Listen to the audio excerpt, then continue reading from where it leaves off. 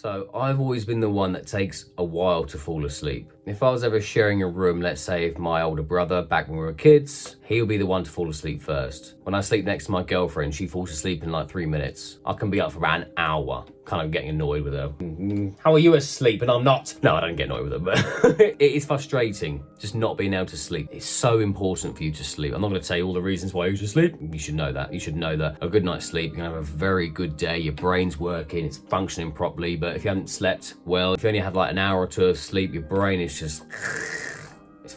I don't want your brain to be fucked. I want you to improve your sleep. So these are the things I've done, implemented in my life, which have actually improved my sleep. Stops me from waking up at night, and it just helps me sleep quicker. Hopefully these tips you can take and then implement them in your own life if you're like me and sometimes you struggle with settling down and sleeping. So number one, this is never spoken about. I've never seen anybody speak about this weird hack. But in the evening, have lower lighting. So in my room, I've got a couple of lamps which face down. And the way I see it as, if you've got a big bright light on top of your ceiling and it's on and it's bright, your caveman brain, because let's face it, we're all still cavemen just living in a civilized society now. Your brain is going to think, well, the sun's in the air. Your caveman brain is going to know that there's a light on the ceiling. What's a light? Electric light? No. It is signaling to your brain that the light is in the sky, as in the sun. So it's going to confuse your brain and it's going to think that, oh, we've still got to be awake. The sun is here. So I always have low lighting and I make sure that they are orange as well. Nice, low,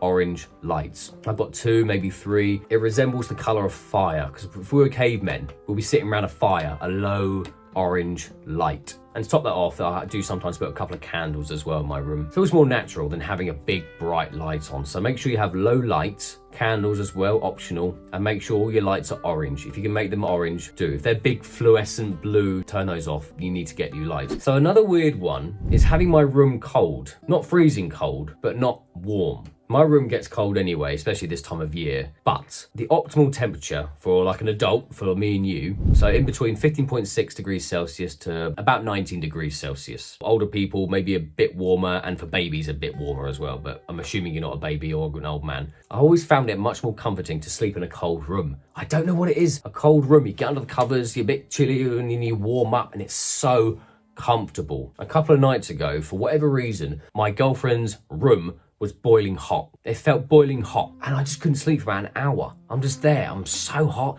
I turned the fan on. It's February in the UK and I turned the fan on. That's how hot it was. It is not natural to sleep in that heat. And because the room was so hot, I just couldn't sleep. Tossing and turning, pillow and moving the pillow around. It's not nice. So make sure your room is at a somewhat cold temperature. If it's too hot in your room, open the window or turn the radiator off. Turn it right down. You can't be in a room that hot. That's not helping you sleep. It's not natural to sleep in that heat.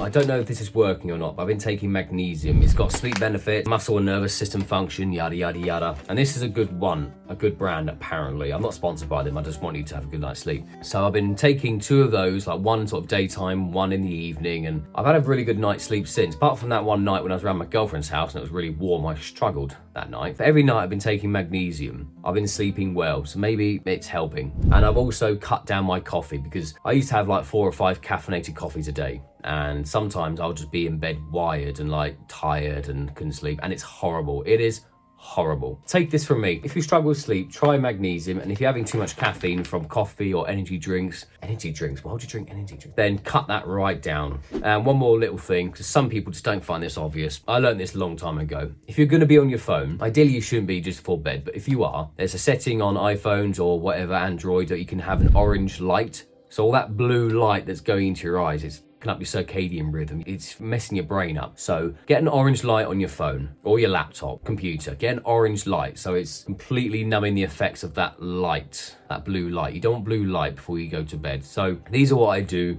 and I've been having really good night's sleep recently. And I really wish for you to have good night's sleep too. So if this video helped you in any way, then I would love to hear from you. If you have any more tricks to sleep as well, then put them in the comments. I'd love to hear from you. I want to hear your tips to sleep as well. If you've had similar things to me where you couldn't sleep, but now you do this certain thing and you can sleep now, then I want to hear about it. Let me know in the comments. Thanks for watching, and this video might be of interest to you. So whilst you do that, I'm going to sit here until you click that video.